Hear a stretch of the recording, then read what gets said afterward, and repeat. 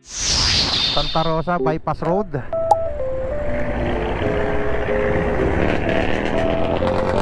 Pakarga tayo dito sa Cleantech. Suki natin tong Cleantech eh. What? Cleantech Santa Rosa Nueva Ecija. Wow.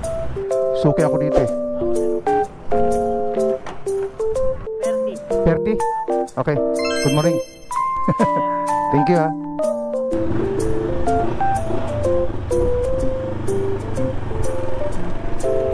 Alright, maraming salamat. Good morning sa lahat.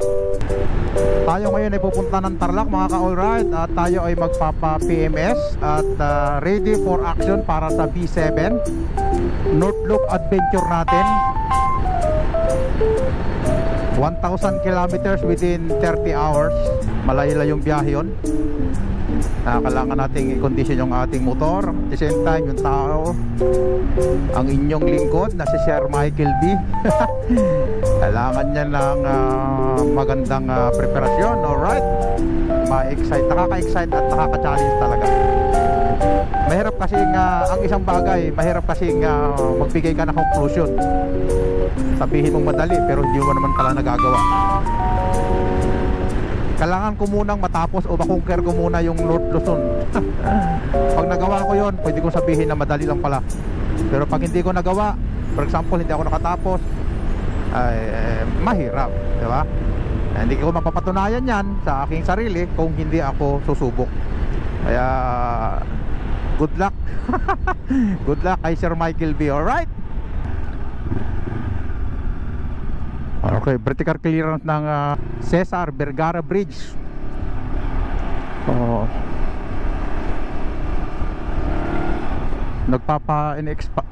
Pinapalapad nila. So hindi pa rin nangyayari hanggang ngayon. Ito ang kalagayan ng Cesar Vergara Bridge. Pinapalapad na ito. Pag nagawa na to, malapad na to. Laking tulong to sa ating mga kababayan dito sa area ng Nueva Ecija. Alright, papunta ng Silex. Dito, after ng tulay, meron pang mga hindi pa masyadong okay na mga kalsadahan, ano?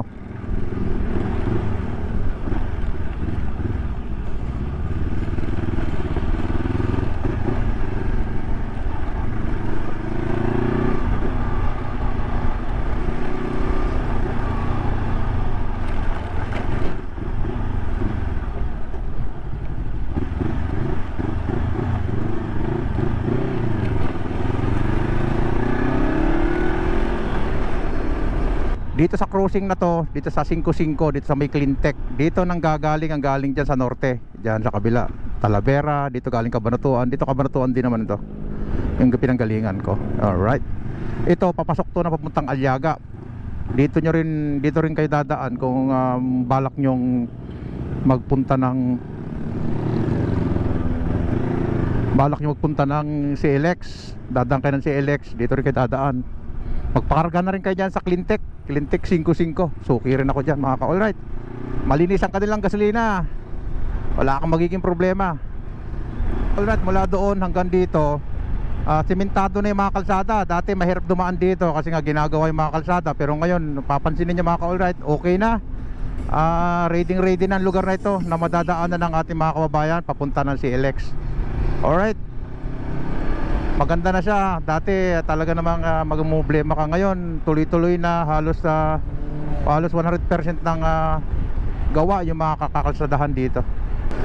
Oo, dito kompleto, ayos na. Dito mga ka-alright, kung dito kayo dadaan, sa mga first timer dito sa papunta ng CLX na dito dadaan sa may Cabanatuan Aliaga Road, okay na yung lugar na ito. Dito na mga ka-alright, ito na, CLX na tayo. Kakanan na tayo dito. Ito yung tinatawag na San Juan exit mga ka-alright.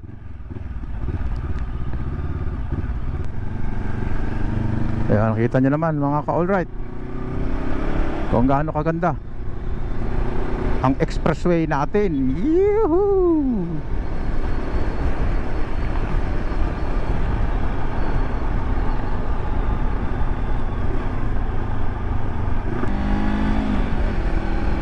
Ngayon paakit na tayo sa overpass ng San Juan. Alright, Yung yan, yung mga nasa salubong natin yan, galing yan ng Tarlac, galing sa kaliwa. Yung daan papunta sa kanan, as usual, yun pa rin yung ano, papunta ng Cabanatuan, yung nasa kanan natin. Alright. Yan, pero hindi pa sila nagpapadaan. Dati nagpadaan na yan, pero hindi na sila uli nagpadaan. Siguro na ginagawa na siguro nila yung dulo. Kasi alam ko tulay yung ginagawa doon eh. Nakadaan na rin ako dati dyan. Okay naman, may ramp sila na para pasukan doon ng Cabanatuan. Alright. Ganda dito oh. Alright, kitang kita nyo naman oh. Wow, sarap. Ganda rito mga ka-alright. Mga nagmamadali, pasok kayo dito, wala pa namang bayad.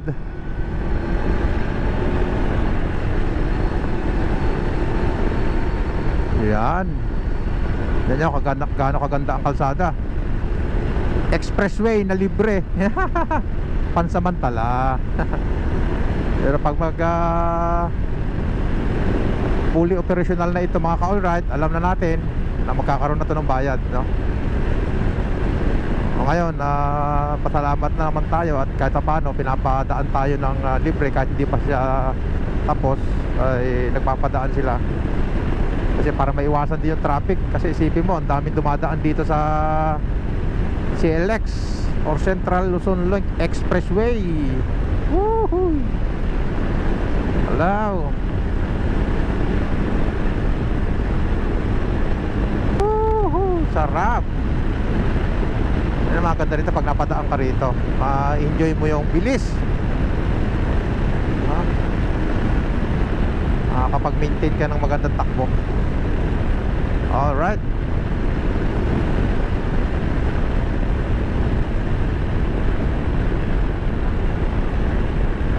Ang kailangan natin ma-update yung mga tropa natin dito, yung hindi pa nai-spaltong lugar. Kailangan pasilip natin mabuti yon para sa kaalaman ng ating mga ka-alright na dadaan dito.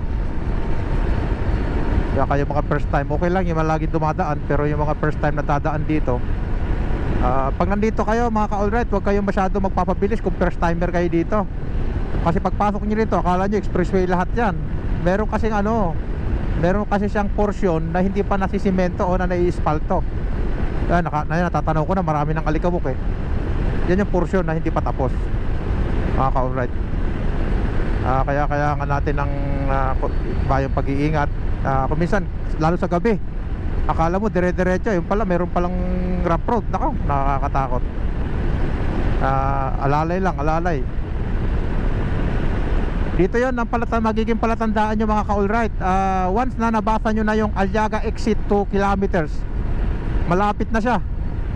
Pag nabasa nyo na itong Aliaga 2 kilometers exit na yan mga ka-alright, malapit na yung rough road. Dito two-way kasi hindi pa gawa yung kabila, no? Alright. Ayan. Grabing ano nila.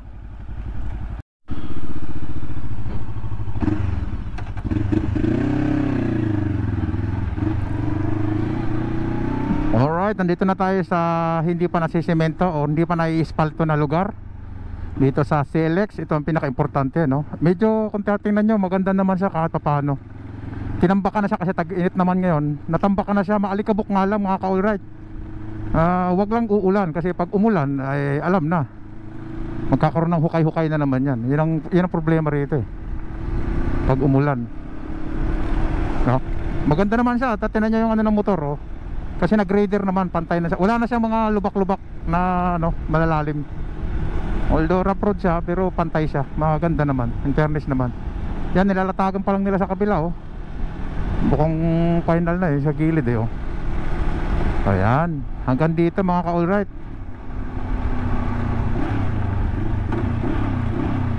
Alright, yan Aliaga 1 kilometer. Tapos Tarlac City 18 kilometers mga ka-alright. Let's go! Woo!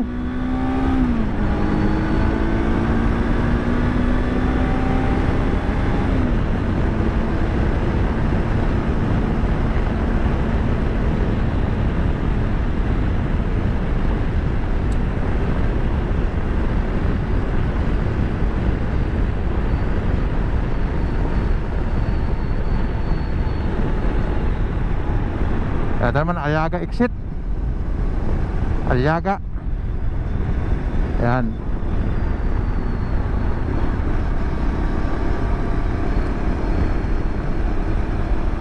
Aliaga exit naman dito. Yan. Pumunta ka na Aliaga, dito lang kayo, exit kayo dyan, no? Yan. Aliaga exit.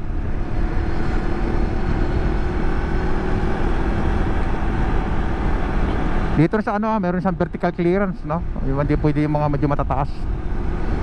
Mayroon siyang vertical clearance dyan. Alright.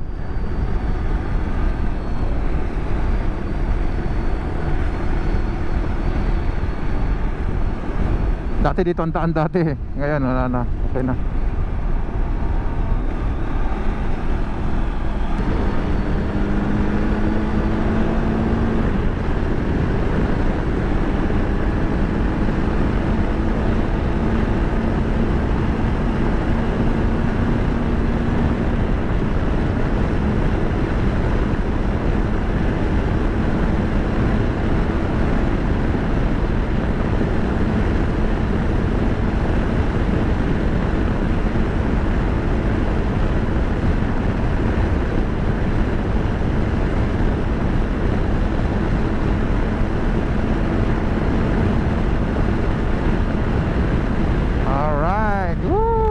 Ganda dito.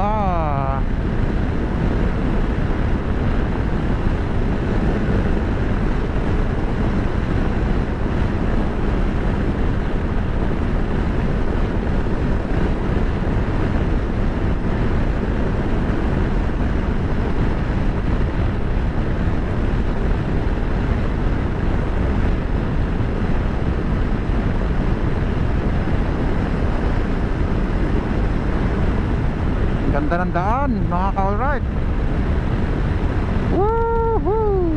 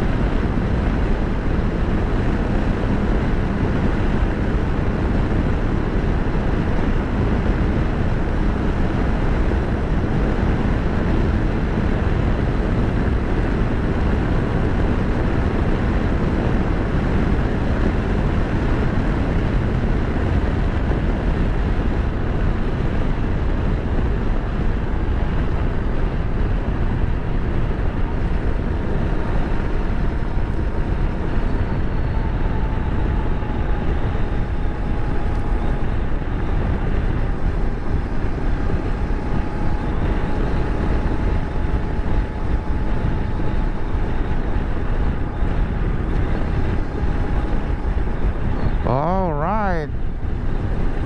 Slow down tayo. Yung overpass na yan, oh. Yan yung papunta naman ng exit ng Zaragoza. Paalam tayo dun sa gwardiya kung pwede tayong magpalipad ng drone para hindi tayo mainitan.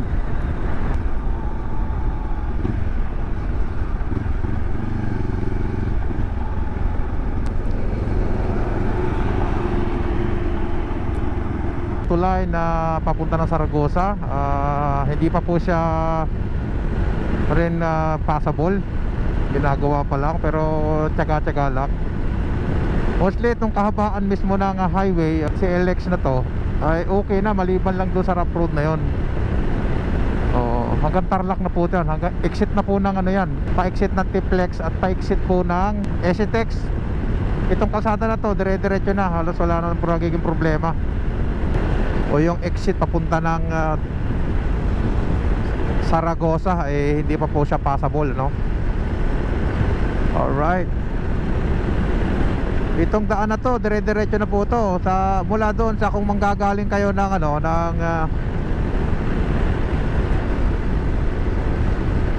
San Juan exit at pasok kayo dito hanggang Tarlac, ay tuloy-tuloy na po, maliban na lang po doon sa maliit na portion na hindi pa na asfalto. Pero ngayon tinambakan na nila, medyo okay na siya, hindi na kagaya dati na malubak. Central Luzon Link Expressway, ganda mga ka-alright, ganda ng kalsada, oh. Wow, ganda, dire-diretso.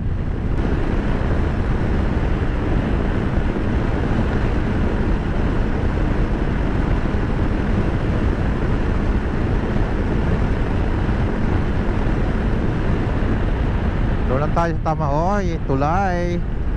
Mga tulay nila dito, oh, ganda naman, oh, wala. Maganda naman yung tulay nila mga ka-alright.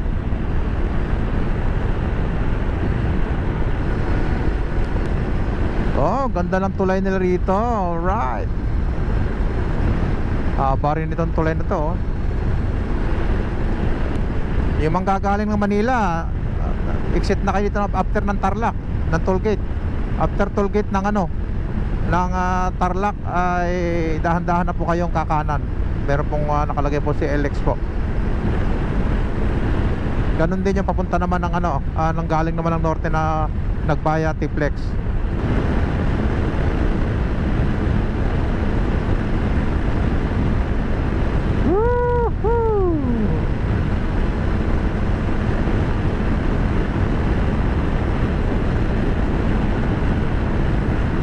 Ganda rito mga ka-alright.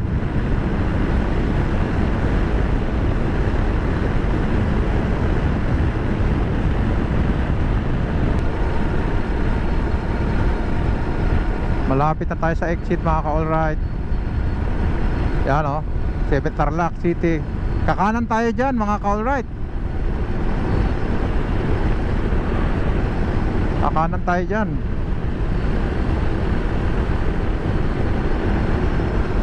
Okay, yan, EasyTex oh. Didiretso lang kayo, EasyTex kaliwa, T-Flex kanan.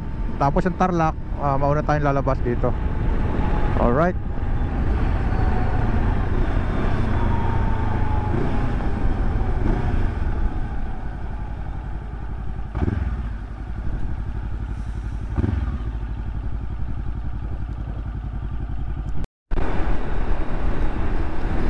Alam mga ka-alright, umexit na tayo ng CLX at dito na tayo sa daan ng ano, Nueva Ecija Tarlac Road. Yung Tarlac City sa kanan, yung La Paz kaliwa, papunta Nueva Ecija. Alright. Yan, EasyTex oh, nandun na.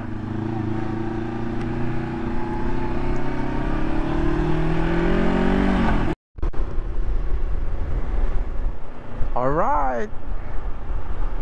Ito na ako sa Bodge.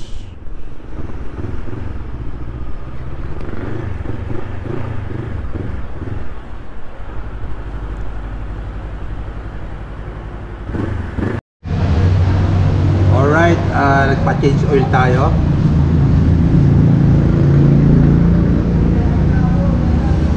Yan.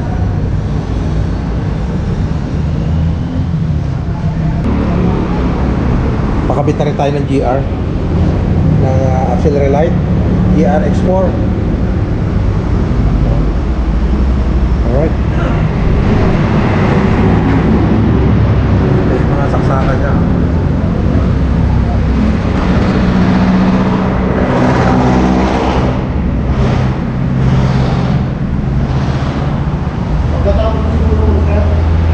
Ha? Pagkatapos ng mag-endurance, tingnan natin kung air filter kung pagdala natin sa next na PMS. Kasi yung palit sa filter na ito, 20,000 km lang ang